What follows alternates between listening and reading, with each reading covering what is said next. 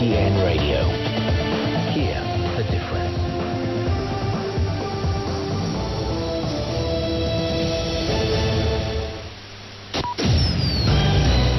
Now the news. I'm Shane Bigham. Chinese foreign minister said the country attaches great importance to the safety of Chinese people in Ukraine. Wang Yi made the remarks in a video meeting with his South Korean counterpart, Chung Yo-young, on Monday. Wang said the Chinese Foreign Ministry has launched an emergency coordination scheme and is maintaining close communication with all parties to ensure the safety of Chinese personnel and institutions. He also said China supports and encourages all diplomatic efforts conducive to the peaceful resolution of the Ukraine crisis and welcomes the launch of peace talks between Russia and Ukraine. Talks between Russian and Ukrainian delegations have concluded in the Gomel region in Belarus. The six-member Ukrainian delegation included the country's defense minister and vice foreign minister.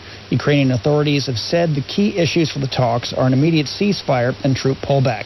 Stephanie Freed reports from Ukraine. Now, the only conditions that we understand that are in place, assurances from the Belarus president, who is saying that no missiles and no helicopters and no planes will be airborne during these talks or delegations are leaving. At the same time, we're seeing movement and preparation of missile launchers right there on the Belarus border, missile launchers that are extremely capable or well capable of reaching Kyiv, and what looks like preparations in circling the city of Kyiv. And that understanding is if these talks fall through, that be an assault on Kyiv and a push to try and take Kyiv will ensue. The Russian Defense Ministry said the country's armed forces have hit over 1,100 Ukrainian military infrastructure targets. Defense Ministry spokesman Igor Konashenkov said the military objects include 31 control points and communication centers. The spokesperson also said that Russian air forces have gained air supremacy over the entire territory of Ukraine.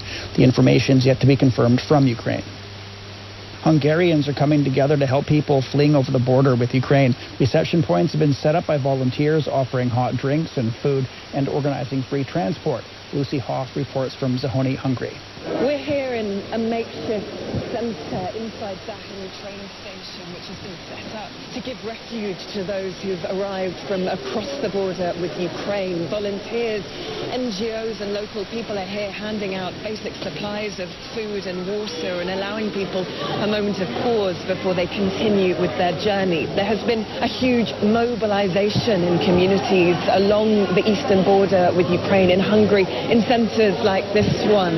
The vast majority of people here, women and children, with Ukrainian men without a foreign passport being asked to stay in the country, barred from leaving in order to stay and fight. Now, the Prime Minister of Hungary, Viktor Orban, has been visiting a centre a little bit south, a border crossing a little bit south from where we are now, where he said that all refugees from Ukraine would be welcome, that the country was ready to accept them. He has said that Hungary will be giving humanitarian aid to Ukraine. Now, meanwhile, we are expecting the numbers to increase over the weekend. The local mayor here says as many as 5,000 people have come across the border.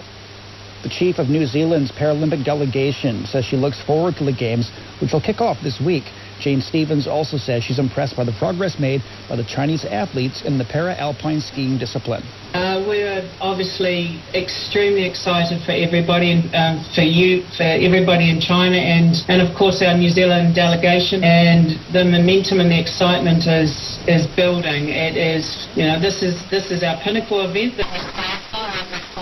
And everyone is very, very excited to see what will happen.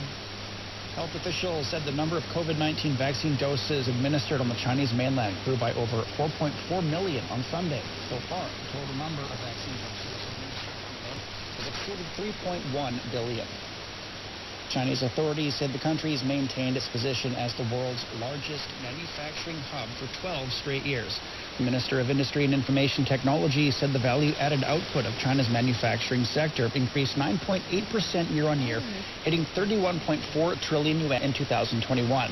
Xiao Yaqing also said the country has built over 1.4 million 5G base stations by the end of last year, with the number of mobile terminals connected to the network exceeding 520 million. And that's the news. I'm Shane Bigham.